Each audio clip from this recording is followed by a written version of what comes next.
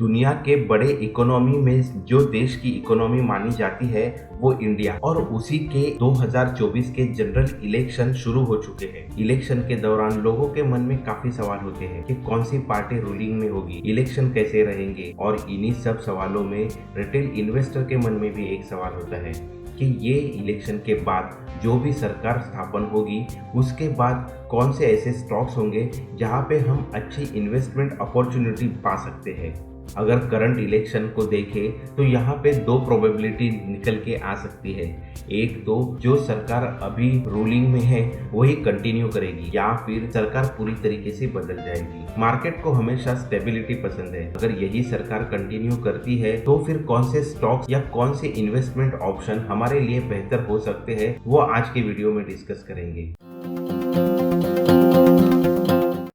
और हमें ये पता कैसे चल सकता है? ये हमें तब पता चल सकता है जब हम करंट गवर्नमेंट का माइंडसेट जान लें। ये माइंडसेट जानने के दो ऑप्शन हैं। एक तो गवर्नमेंट ने जो रिसेंट फाइनेंशियल बजट दिया था वो, और उसी के बाद करंट इलेक्शन के लिए जो मैनिफेस्टो करंट गवर्नमेंट दे रही है वो। जैसे अभी की सरकार ने मोदी की गारंटी नाम से जो भी मैनिफेस्टो तैयार किया है उसमें हम नज़र डालें तो हमें काफ़ी क्लैरिटी आ सकती है। गूगल में हम रूलिंग पार्टी बीजेपी का मैनिफेस्टो चेक कर सकते हैं। यहाँ पे बीजेपी के ऑफिशियल वेबसाइट से हम उनका 2024 का मैनिफेस्टो डाउनलोड कर सकते हैं। ये मैनिफेस्टो से काफ़ी सारी चीज़ें समझ में आती है। जैसे अगर मैनिफेस्टो में देखा जाए तो एक काफ़ी इम्पोर्टेंट पॉइंट बोला गया है। जैसे भारत को अभी 11th रैंक से 5th लार्जेस्ट इकोनॉमी के रैंक पे लाया गया है, और अगर यही सरकार कंटिन्यू रहती है तो इनका ये मानना है कि हमें भारत को 3rd लार्जेस्ट इकोनॉमिक पावर बनाना है। अभी लार्जेस्ट इकोनॉमिक पावर कौन से है वो हम चेक करते हैं। यहाँ पे हम देख सकते हैं भारत का फिलहाल का रैंक, और आगे अगर उसे बढ़ना है तो कैसे बढ़ना होगा। हम देख सकते हैं भारत अभी 5th रैंक पे है, जिसका जीडीपी $4100 बिलियन का है, जिसे बढ़ा के 4700 तक लेके जाना होगा अगर हमें 3rd लेवल पे आना है। तो यहाँ से एक पॉइंट तो पता चलता है कि हमें जीडीपी में 20% की तो इंक्रीमेंट लेके आनी होगी। तो मार्केट पे इसका क्या असर रहेगा? मार्केट के जो इंडेक्स है वो तो जीडीपी से डायरेक्ट प्रोपोर्शनल होते हैं। तो अगर जीडीपी में 20% तक की ग्रोथ हो रही है तो डेफिनेटली हम निफ्टी इंडेक्स बोले या सेंसेक्स इंडेक्स बोले वो भी 20% तक तो ग्रोथ दिखाएंगे ही दिखाएंगे।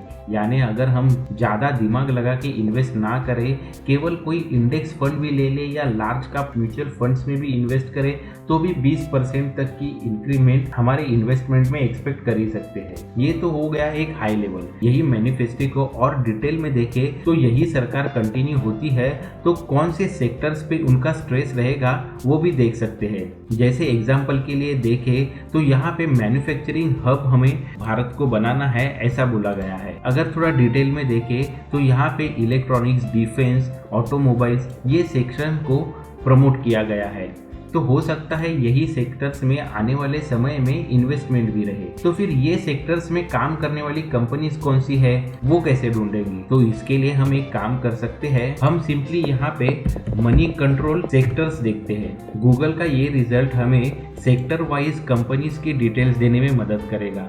देखो जैसे हम लोग यहाँ पे ऑटोमोबाइल सेक्टर्स देख रहे हैं तो ऑटोमोबाइल सेक्टर में काम करने वाली कंपनियां हम यहाँ पे देख सकते हैं, और डिटेल में कौन कौन सी कंपनी है ये भी यहाँ पे हम चेक कर सकते हैं। इन्हीं कंपनियों का और डिटेल में एनालिसिस करके हम डेफिनेटली हमारा इन्वेस्टमेंट का डिसीजन भी ले सकते हैं। ऐसे ही मैनिफेस्टो में खास बात कही गई है वो इंफ्रास्ट्रक्चर के लिए। अगर इंफ्रास्ट्रक्चर की बात करें तो हम देख सकते हैं यहाँ पे रेल कंस्ट्रक्शन के लिए, रेल वर्क्स के लिए ज़्यादा फोकस दिया गया है। तो हम सिंपली रेलवे से रिलेटेड कौन कौन सी कंपनियां हैं उनको ढूंढें और उनका एनालिसिस करें तो भी हमें एक प्रॉपर आइडिया आ सकता है जहाँ पे हम इन्वेस्टमेंट कर सकते हैं। ये रेलवे नेटवर्क रिलेटेड कौन सी कंपनियां हैं वो हम मनी कंट्रोल के सेक्टर से आइडेंटिफाई कर सकते हैं, और उतना नहीं तो लिस्टेड रेलवे स्टॉक्स कौन से हैं वो हम गूगल में भी सर्च कर सकते हैं। इसे भी हमें एक आइडिया मिल सकती है कि कौन से रेलवे रिलेटेड स्टॉक्स है जहाँ पे हम निवेश कर सकते हैं।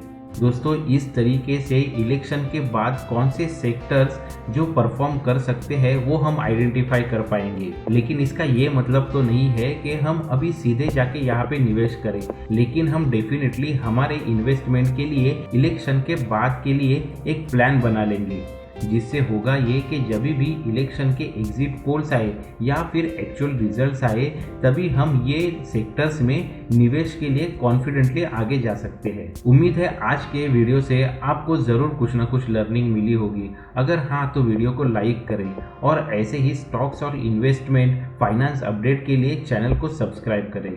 Thanks for watching.